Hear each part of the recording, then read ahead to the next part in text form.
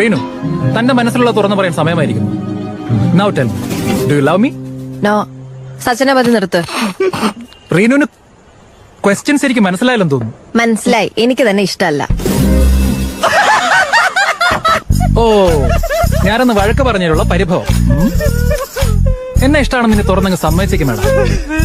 ആദ്യം എന്താ തലയ്ക്ക് സുഖമില്ലേ? റീനു, JKD നിർത്ത ആൾക്കാർ ശ്രദ്ധിക്കുന്നു.